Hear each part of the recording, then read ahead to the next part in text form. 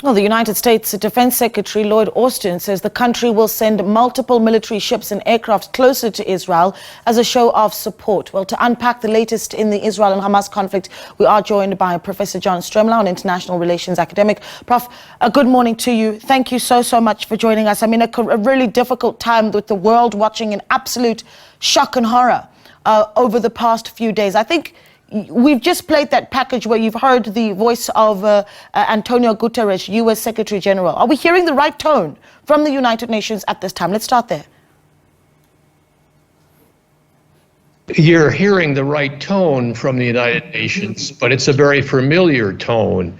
I'm old enough to have remembered the establishment of the Palestinian territories and the state of Israel, and I've always been sympathetic to the aspirations of the Palestinian people who have not been party to the deliberations about their own self-determination.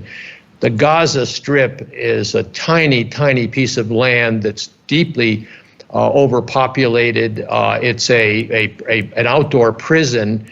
I think you really should play the clip by our foreign minister, the head of DIRCO, Dr. Nalandi Pandor, because she has reminded us that the Palestinians were supportive of the aspirations of the South African people for democracy, and that the South African government has always supported the two-state solution.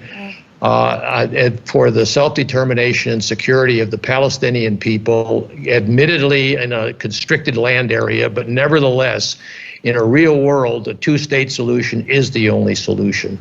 Yeah, you of course are talking about the position that South Africa has taken there through the DIRCO minister Naledi Pandor. But you've got the rest of the international community where you've got the US pledging support towards Israel. And our reporter earlier called the situation, unpredictable at best. I mean, what's the worst case scenario here, Prof? Because you've got tensions that have been brewing between Ukraine and Russia, and now this, it seems like is it exaggerating to say we're having a bigger global problem here? Of course you have a bigger global problem. The irony is, for my students, that this is the multipolarity that everybody had called for, and it in fact is a very unstable situation, sure, but there are opportunities to take advantage of this latest crisis and to try to rein in the right-wing government of Israel. And by the way, the U.S. has always come to Israel's side since the establishment and the aftermath of the Holocaust. Why the U.S. did not give aid and comfort to the civilians who were at risk under the Nazi regime, that can be attributed to anti-Semitism, that it was endemic to the United States in those days.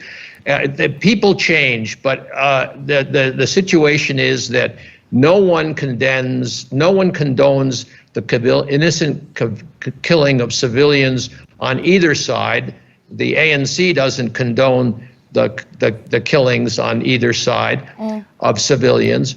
But it recognizes that there is a fundamental aspiration of the Palestinian people for their own self-determination, and they should be allowed that self-determination. And perhaps the governments of the stakeholders in this game, the Palestinians, the Israelis, but most importantly, the surrounding Arab countries and the United States and the Western Europeans, can finally say that this is enough.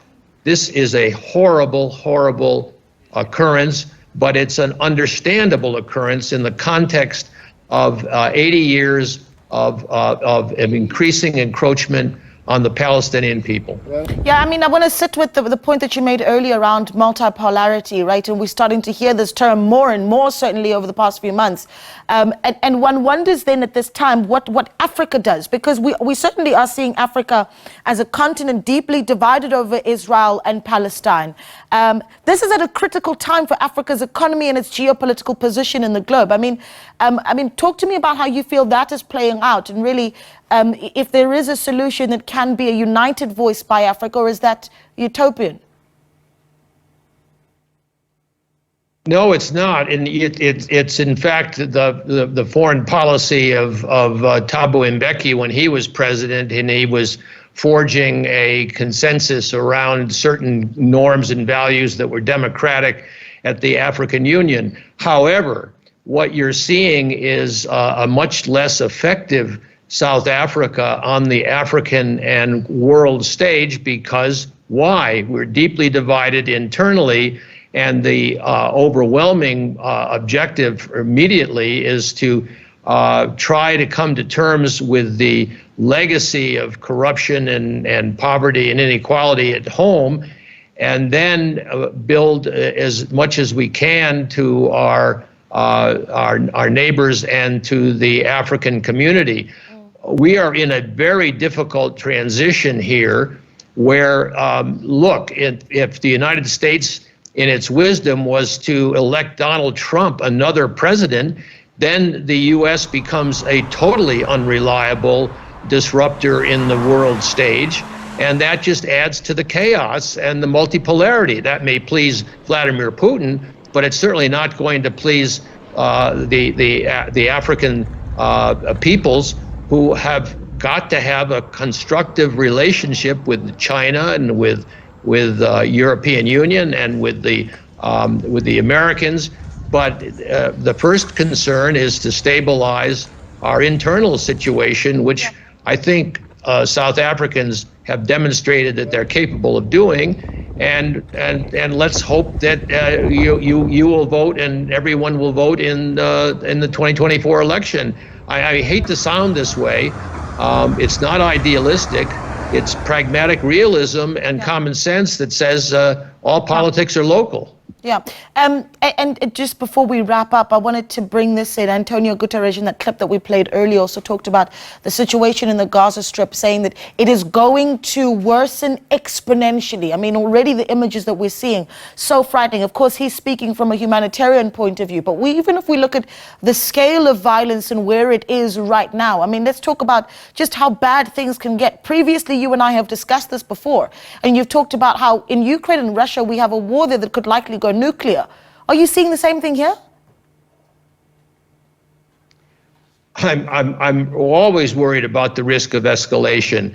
I do, however, also believe that there are governments, including the Arab governments and the U.S. governments and the United Nations, that are trying to figure out a way forward in this shocking move by the Hamas Palestinians to call the world's attention to the Abraham Accords and to the normalization of relations with Israel. It's the most extreme right-wing government that we've ever seen in Israel.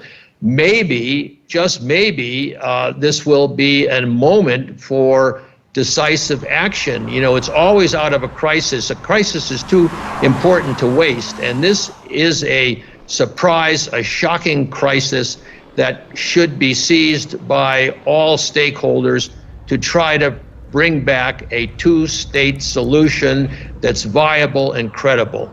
Yeah, well, let's leave it there, Prof. We really do appreciate your time. Professor John Stremlau there speaking to us. Of course, this is on the back of on the continuing crisis that we're seeing between Israel and Hamas. We're also hearing reports that Israel has essentially made the announcement that any area that is Hamas operated will be flattened to rubble.